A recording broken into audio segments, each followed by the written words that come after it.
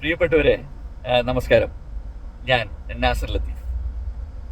ഈ കഴിഞ്ഞ ദിവസങ്ങളിൽ വളരെയധികം വിവാദമായ ഒരു വിഷയമാണ് നസീർ സാറിനെ കുറിച്ച് വളരെ മോശപ്പെട്ട രീതിയിൽ ടിനി ടോം കുറേ കമൻസ് പറഞ്ഞത്.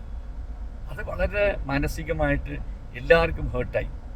നസീർ സാർ എന്നുള്ളൊരു മഹാവ്യക്തി, ഇത്രയും വലിയൊരു നടൻ, ഇത്രയും വലിയൊരു മഹാവ്യക്തി, മറ്റുള്ളവരെ സഹായിച്ച് ജീവിച്ച ഒരു മനുഷ്യൻ അവസാന കാലത്ത് മേക്കപ്പ് ഇട്ട് എല്ലായിടത്തും കയറി ഇറങ്ങി അടൂർ ബാസിച്ചേട്ടൻ്റെ വീട്ടിലും ബഹദൂർക്കാട് വീട്ടിലുമൊക്കെ പോയി കരയുമായിരുന്നു.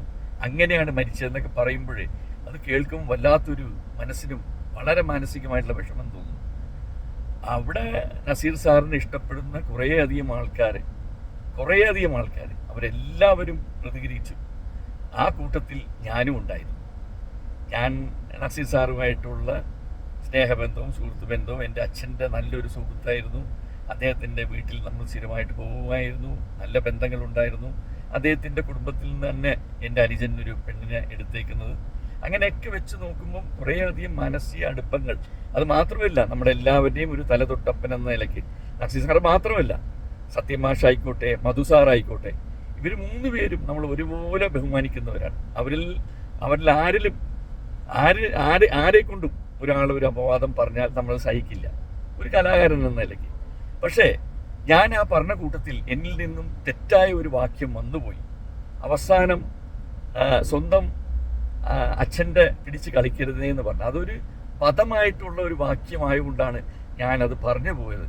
അത് പറയേണ്ടായിരുന്നു. അത് തെറ്റുപറ്റിപ്പോയി, എന്നിൽ നിന്ന് തെറ്റുപറ്റിപ്പോയി. ഞാനത് ക്ഷമ ചോദിക്കുന്നു ആ കാര്യത്തിന്. എല്ലാവരോടും, കേട്ടവരോടും എല്ലാവരോടും, ടിനി ടോം അടക്കം. ആ ഒരു വാക്യത്തിന്, ബാക്കിയെല്ലാം ഞാൻ പറഞ്ഞത് എൻ്റെ മനസ്സുകൊണ്ട് പറഞ്ഞതാണ്. പക്ഷെ അവസാനം പറഞ്ഞ ഒരു വാക്യം ആരുടെ അച്ഛനെയും അപ്പനെയും ഒന്നും ഉദ്ദേശിച്ച് പറഞ്ഞതല്ല. ഒരു വാക്യം ഇങ്ങനെ യൂസ് ചെയ്യുന്ന ഒരു പ്രയോഗം ഞാൻ കേട്ടിട്ടുണ്ട്. സഡൻലി ആ ഒരു വികാരത്തിൻ്റെ പുറത്ത്, വിഷമത്തിൻ്റെ പുറത്ത് എൻ്റെ വായിൽ നിന്ന് വന്നുപോയി. അത് ഞാൻ റിഗ്രറ്റ് ചെയ്യുന്നു.